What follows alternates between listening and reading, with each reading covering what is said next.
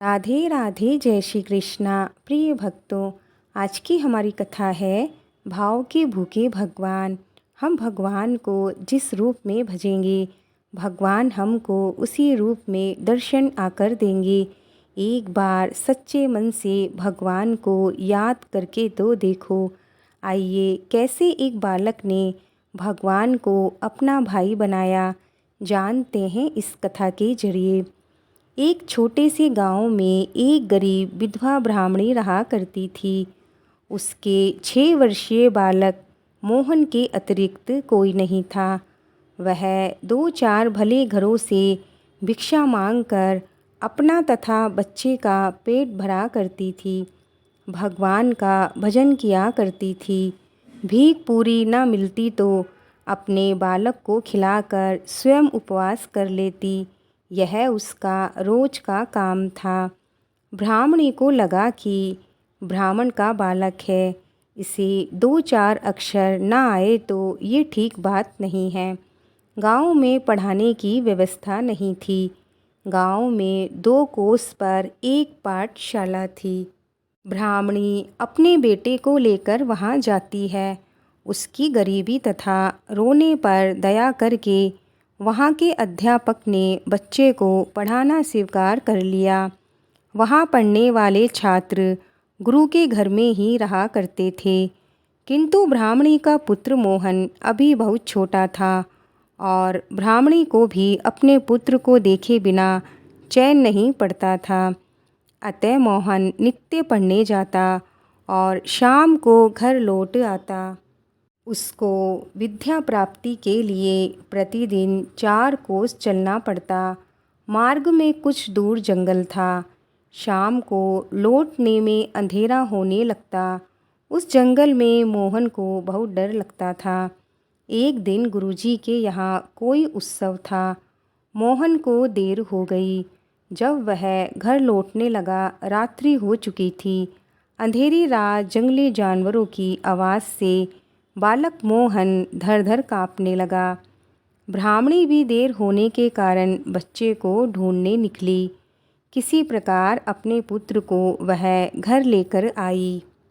मोहन ने बड़ी सरलता से कहा, माँ, जब लड़कों को अपने घर जाना होता है तब लड़कों को ले जाने के लिए उनके नौकर आया करते हैं।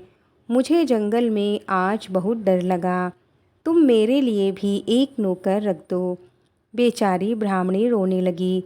उसके पास इतना पैसा कहाँ कि नौकर रख सके। माता को रोते देख मोहन ने कहा, माँ, तुम क्यों रो रही हो? क्या हमारा और कोई नहीं है? अब ब्राह्मणी क्या उत्तर दे? उसका हृदय व्यथा से भर गया। उसने कहा, बेटा, गोपाल को छोड़कर और कोई हमारा नहीं है। बच्चे की समझ में इतनी सी बात आई कि कोई गोपाल उसका है। उसने पूछा, माँ, गोपाल कौन है और वो हमारे क्या लगते हैं और वो कहाँ रहते हैं? ब्राह्मणी ने सरल भाव से कह दिया, वो तुम्हारे भाई लगते हैं, सभी जगह रहा करते हैं, परंतु आसानी से दिखते नहीं हैं। संसार में ऐसा कौन सा स्थान है जहाँ वो नहीं है? लेकिन उनको तो देखा था ध्रुव ने, प्रहलाद ने और गोकुल के गोपों ने। बालक को तो अपने गोपाल भाई को जानना था। अब वह पूछने लगा, गोपाल मुझसे छोटे हैं या बड़े, और अपने घर आते क्यों नहीं माँ? माँ ने उसे बताया, तुमसे वो बड़े हैं और घर भी आते हैं। हम लोग उन्हें देख नहीं सकते। जो उनको पाने के लिए व्याकुल होता है, उसी के पुकारने पर वो उनके पास आते हैं। मोहन ने कहा, माँ, जंगल में आते समय मुझे बड़ा डर लगता है। मैं उस समय खूब व्याकुल हो जाता हूँ। वहाँ पुकारूँ तो क्या गोपाल भाई आएंगे?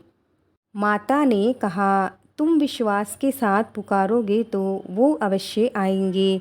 अब मोहन की समझ में इतनी सी बात आ गई कि अब डरने की ज़रूरत नहीं है। डर लगने पर व्याकुल होकर पुकारूंगा तो मेरा गोपाल भाई वहाँ आ जाएगा। दूसरे दिन पाठशाला से लौटते समय जब वह वन में पहुँचा तो उसे बड़ा डर लगा। उसने पुकारा, गोपाल भाई तुम कहाँ हो? मुझे यहाँ डर लगता है। मैं व्याकुल हो रहा हूँ गोपाल भाई। जो दीन बंधु हैं, दीनों के पुकारने पर वो कैसे नहीं बोलेंगे। मोहन को बड़ा ही मधुर स्वर सुनाई पड़ा, भैया तू डर मत, मैं यहाँ हूँ। यह स्वर सुनते ही मोहन का भय भाग गया। घर आकर उसने अपनी माता को सारी बात बताई। जब वह ब्राह्मणी हाथ जोड़कर गदगद होकर अपने प्रभु को प्रणाम करने लगी, उसने समझ लिया जो दयामयी द्रौपदी और गजेंद्र की पुकार पर दौड़ पड़े थे, वो मेरे भोले बालक की पुकार पर भी आए हैं। ऐसा ही नित्य होने लगा। एक दिन उसके गुरुजी के पिता का श्राद्ध होने वाला था। सभी विद्यार्थी कुछ ना कुछ भेंट देंगे। गुरुजी सबसे कुछ लाने को कह रहे थे। मोहन ने भी सरलता से पूछा, गुरुजी मैं क्या लेकर आऊं? गुरु को ब्राह्मणी की अवस्था का पता था। उसने कहा, बेटा तुमको कुछ लाने की ज़रूरत नहीं है।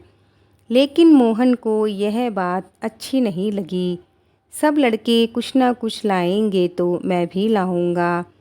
उसकी हट को देखकर गुरुजी ने कह दिया, अच्छा तुम एक लोटा दूध ले आना। घर आकर मोहन ने अपनी माता से गुरुजी के पिता की श्राद्ध की बात कही और ये भी कहा कि मुझे एक लोटा दूध ले जाने की आज्ञा मिली है। मोहन की बात सुनकर ब्राह्मणी को चिंता सताने लगी। ब्राह्मणी के घर में था क्या, वो जो दूध ला देती। मांगने पर भी उसे कौन दूध देता। लेकिन मोहन ठेरा बालक वह रोने लगा। अंत में माता ने उसे समझाया, तू गोपाल भाई से दूध मांग लेना, वो अवश्य दूध का प्रबंध कर देंगे।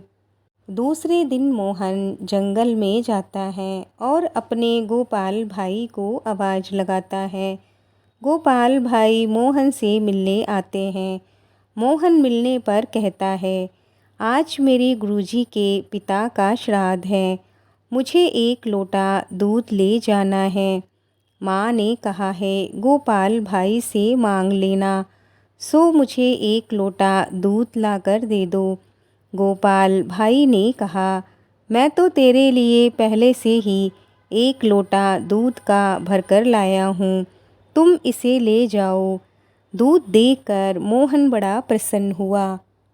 पाठशाला में गुरुजी दूसरे लड़कों के उपहार देखने और रखवाने में लगे हुए थे। मोहन हंसता हुआ पहुंचा।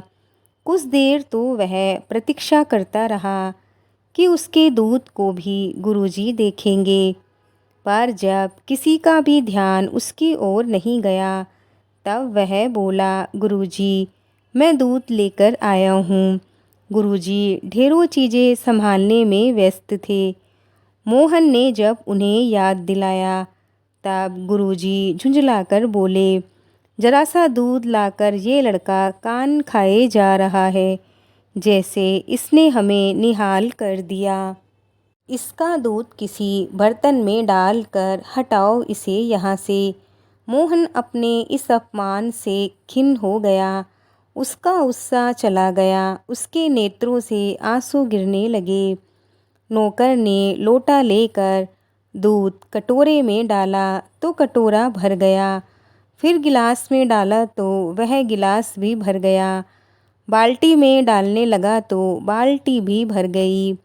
भगवान के हाथ से दिया वह लोटा दूध तो अक्षय था। नौकर घबराकर गुरुजी के पास गया।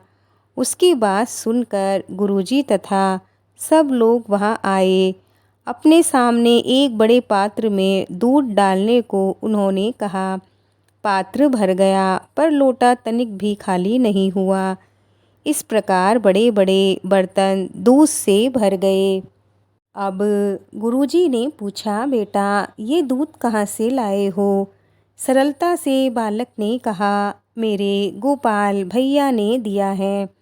गुरुजी और चकित हुए। उन्होंने पूछा, गोपाल भाई कौन? तुम्हारे तो कोई भाई नहीं है।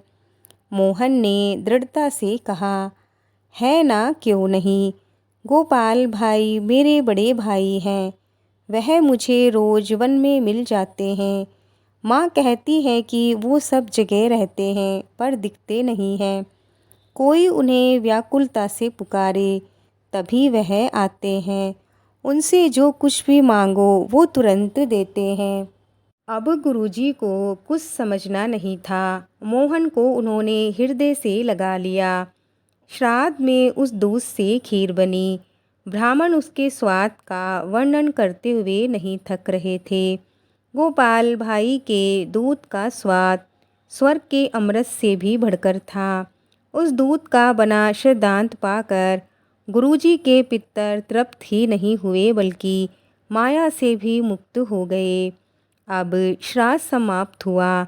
संध्या को सब लोग चले गए। मोहन को गुरुजी ने रोक लिया था। अब उन्होंने कहा, बेटा मैं तेरे साथ चलता हूँ। तू मुझे अपने गोपाल भाई के दर्शन करा देना। मोहन ने कहा, चलिए, मेरे गोपाल भाई तो पुकारते ही आ जाते हैं। गुरुजी और मोहन वन में पहुँचते हैं। मोहन वन में पहुंचकर गोपाल भाई को आवाज़ लगाता है।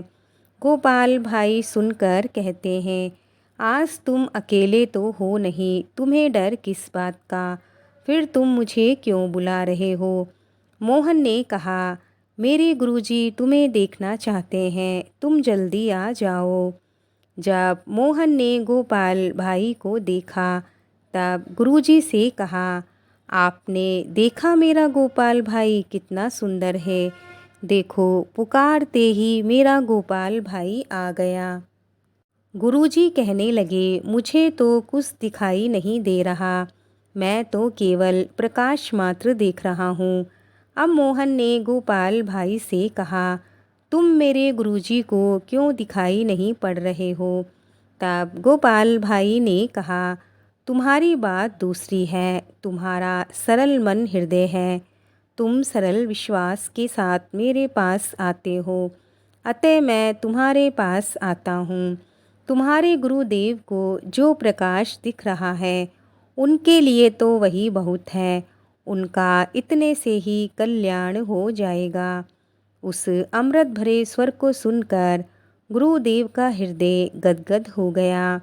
उनको अपने हृदय में भगवान के दर्शन हुए। भगवान की उन्होंने स्तुति की। कुछ देर में जब भगवान अंतर्ध्यान हो गए तब मोहन को साथ लेकर गुरुजी मोहन के घर आए और वहां पहुंचकर उनके नेत्र भी धन्य हो गए। गोपाल भाई उस ब्राह्मणी की गोद में बैठे थे और माता के नेत्रों की अश्रुधारा उनकी काली धराली अलकों को भिगो रही थी। माता को शरीर की सुध बुध भी नहीं थी।